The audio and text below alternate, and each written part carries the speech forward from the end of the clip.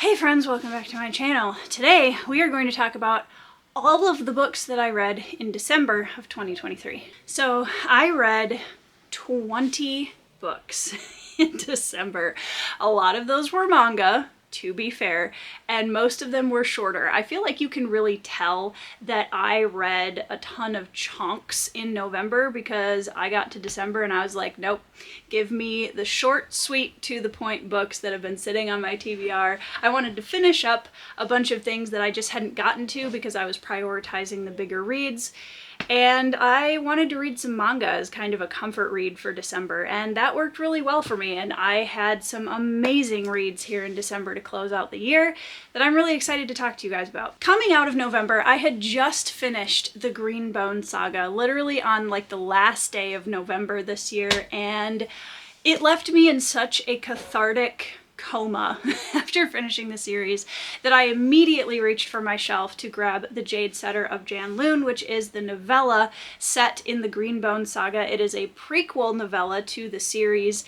The Jade Setter of Janloon features some of the characters we know and love in the Green Bone Saga. However, it also kind of takes a swerve away and introduces some new characters, and it talks about an older man who is a jade setter that a lot of these big No Peak and Mountain Clan bigwigs come to get their jade set or pierced or whatever. It's kind of told from the perspective of his apprentice who gets wrapped up in a robbery mystery, and I don't want to say much more about it than that because there's a lot packed into this little novella. I had an awesome time with it, and I think that it's just a really beautiful expansion of the world that already existed in the series. Next up, I did an e-read of Priest of Gallows by Peter McLean. This is book 3 in the War for the Rose Throne series, which I've been kind of doggedly working my way through the last few months. I read the first book all the way back in 2022, I believe, and picked up book 2 and 3 this year to kind of close out the series. They're not very long books.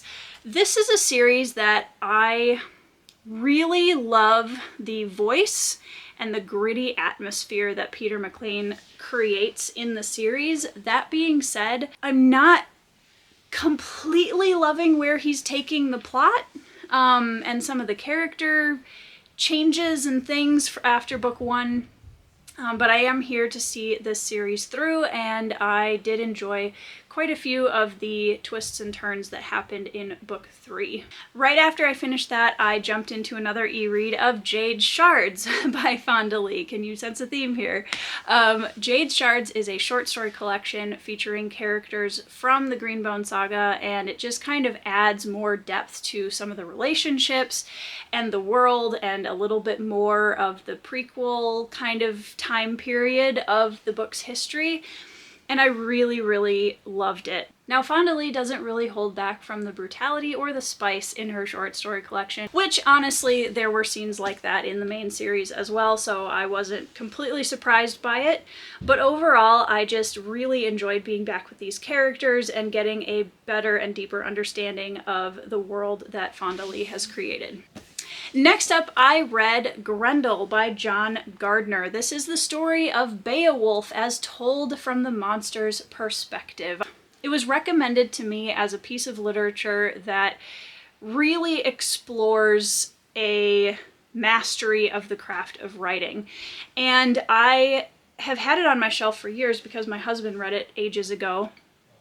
And I love the concept of this book. I really loved the concept of this book. I love the idea of flipping things on their heads. I love seeing things from an alternate perspective, especially when it comes from a story that is such a canon part of our storytelling history. That being said, the tone of this book largely did not work for me. I had a hard time kind of immersing myself in this read. I as you can see, I did make some notes in it, but I just, overall, the storytelling tone of this book was not my favorite.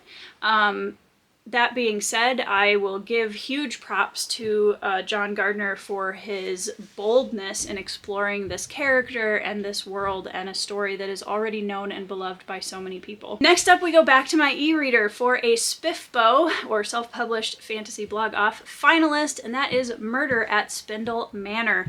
This is a gas lamp horror fantasy murder mystery, and it gives kind of a Sherlock Holmesian vibe when you first step into this kind of haunted hotel, and we're introduced to a cast of characters who, all of whom could be the culprit. The whole time I was reading this book, I felt like I was in a game of Clue, which was super cool. That was one of the things I really loved about it. We are introduced to a cast of very quirky characters, all of whom are hiding secrets and are just layers upon layers are being revealed of them as the story goes on.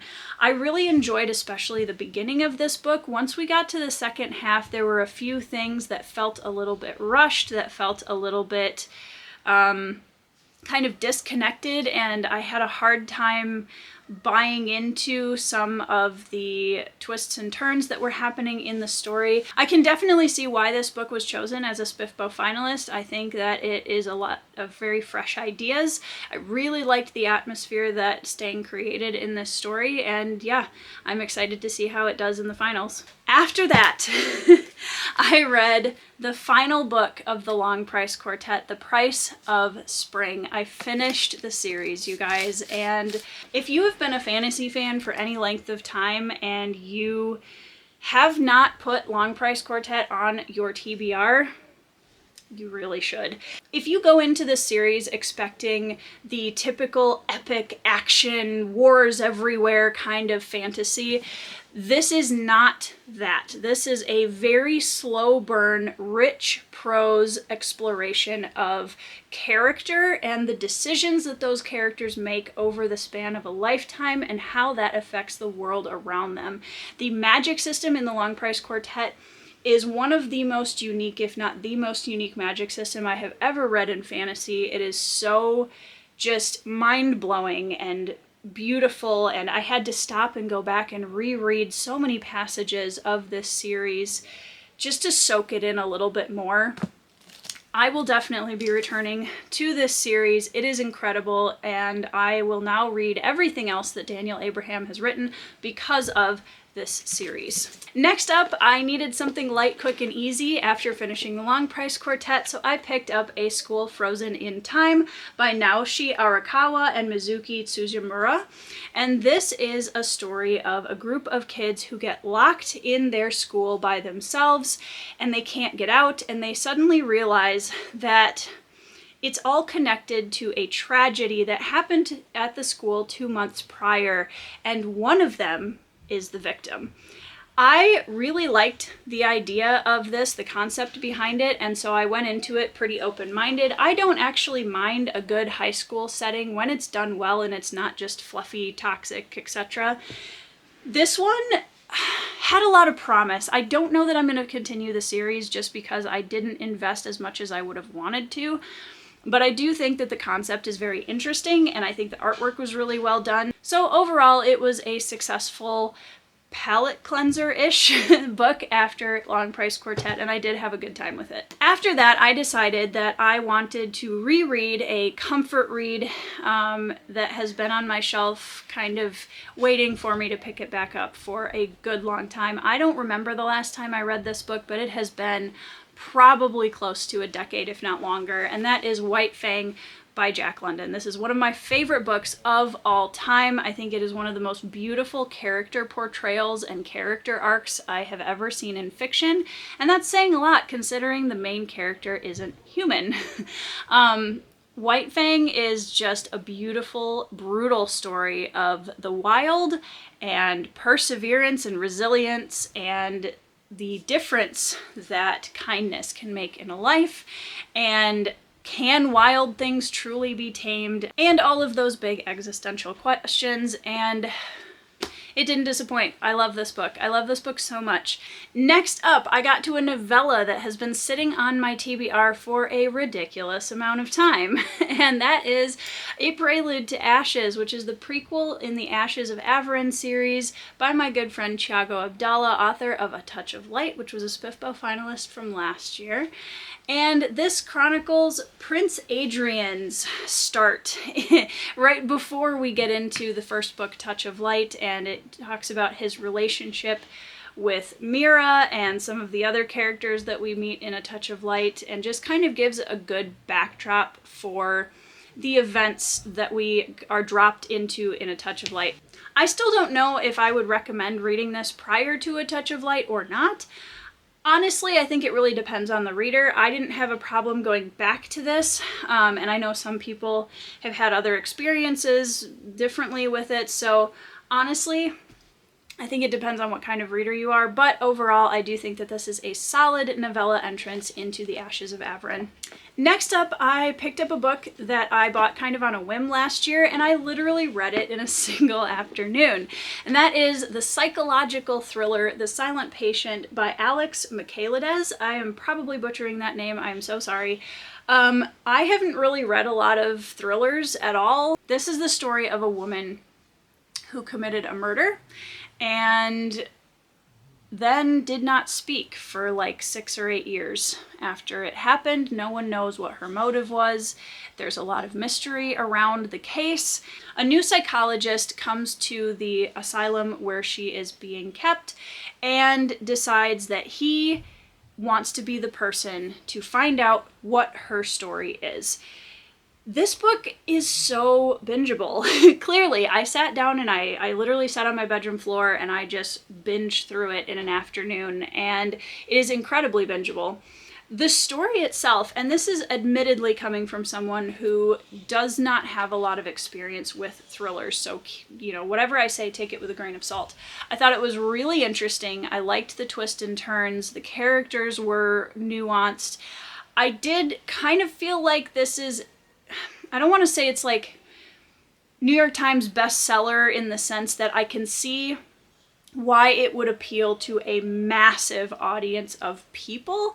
So it did feel a bit formulaic in some parts. And again, that's me not having a great depth of understanding of it, this genre specifically.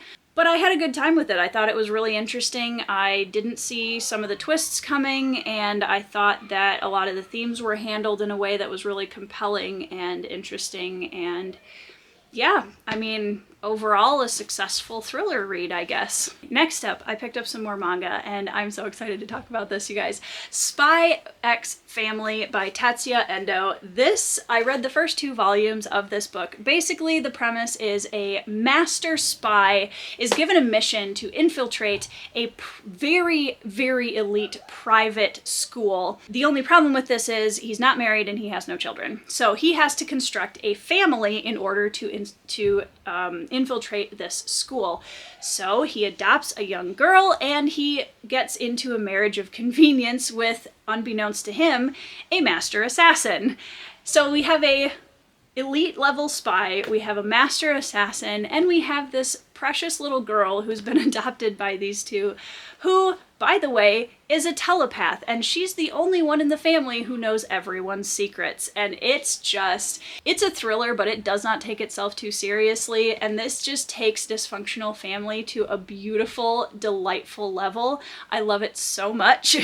I love these characters. I cannot wait to binge through the rest of this series because I absolutely loved it.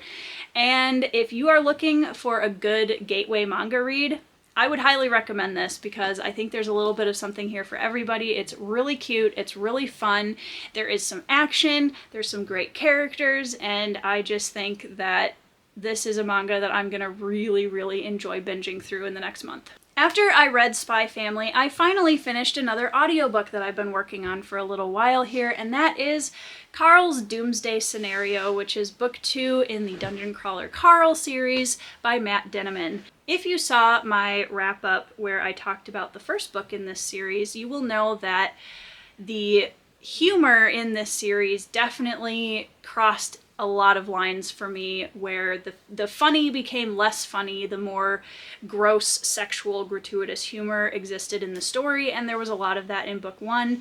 I did continue with book 2 just honestly out of curiosity because I did like the characters, the setting, and the concept enough to try another book in the series. I unfortunately didn't like book 2 as much as I liked book 1. There were some pieces of it, again, that I really, really liked, but for me, a lot of the humor just takes so much away from the rest of the story, and I just don't know that I want to commit to reading more books with that level of humor taking away from the parts of the story that I do like. Next up was another comfort read, and this is one that I've been talking about getting to for a while, and I finally had time to sit down and read Harry Potter and the Sorcerer's Stone, book 1 of the Harry Potter series by J.K. Rowling. I have never read these books. I've seen the movies multiple times. I grew up in a time period where Harry Potter was the series that everybody I knew was reading, and I really enjoyed reading this. I'm gonna do my full thoughts in a different video, but I went into this not expecting anything because I don't look at film adaptations and books as needing to be the same thing. They're completely different mediums, and I really try to give each one the space to just tell its own story.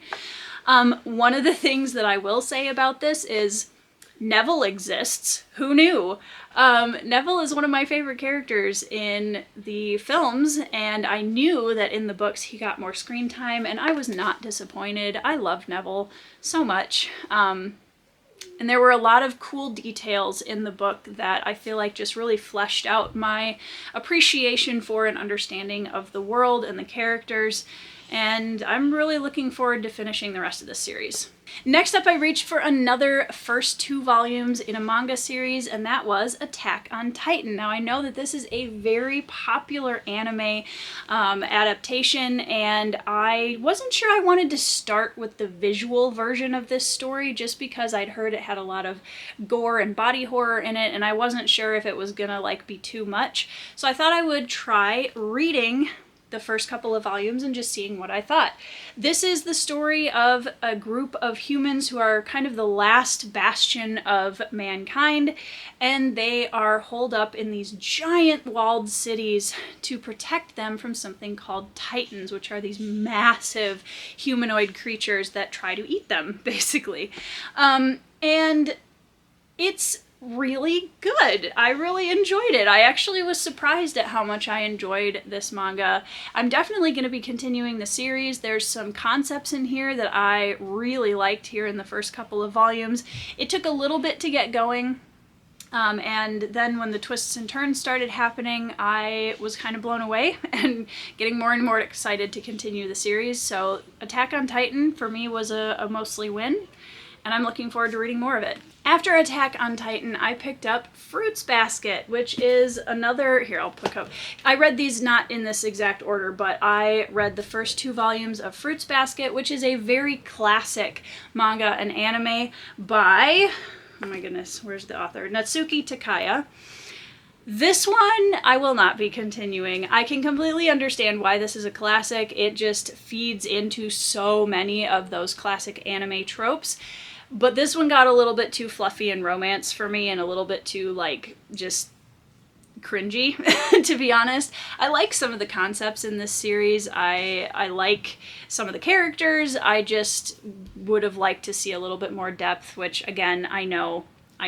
This story is about a young woman who ends up living with a family of guys who basically are cursed to turn into zodiac animals whenever they are touched by a member of the opposite sex, which can be cute. I was looking forward to something light, fluffy, interesting. I did expect the romance before anybody's like, why were you surprised by that? I wasn't.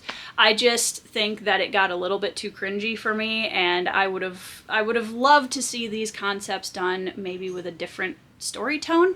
But again, I can see why this has been such a classic manga and anime, and I'm glad that I read them, if nothing else, to know a little bit more about the story. The last book that I read in December was a book that I binged again in 2 days, and that was Frederick Bachman's Anxious People. This is a story about a bunch of random strangers who are caught up in a hostage situation. And if it sounds really intense, it's not. This isn't the kind of hostage situation that I was even expecting going into this book.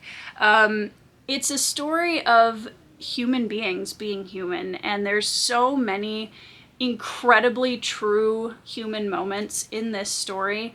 I did enjoy it for that. I do think, I don't know, I'm still kind of, I'm so used to like fantasy that sometimes when I read other genres, I feel like I have to sort of pull my brain away from fantasy everything.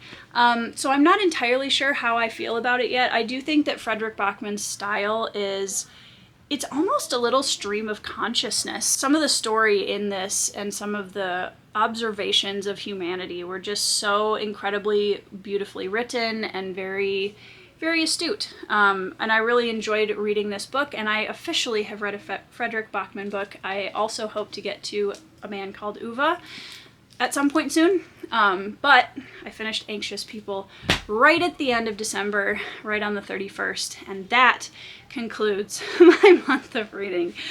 Oh my gosh, you guys, that was so many books. I didn't realize how many books I'd read until I started stacking them all up at the foot of my bed, and I was like, wow, okay, we read a lot of books this month. But I had a really good time. There was such a huge variety this month. It was a little wild, and I just had a really good time with all of these books, and I hope you guys had an awesome month of reading to finish out your 2023. Let me know down in the comments what your favorite read of December was, what books you read in December. I would love to hear about them. And yeah, if you like this video, like and subscribe to the channel. Check out my description box for all of the links and things down there for stuff. And I hope you're reading 5-star reads. Hope you're having a great week. And I will see you in the next video.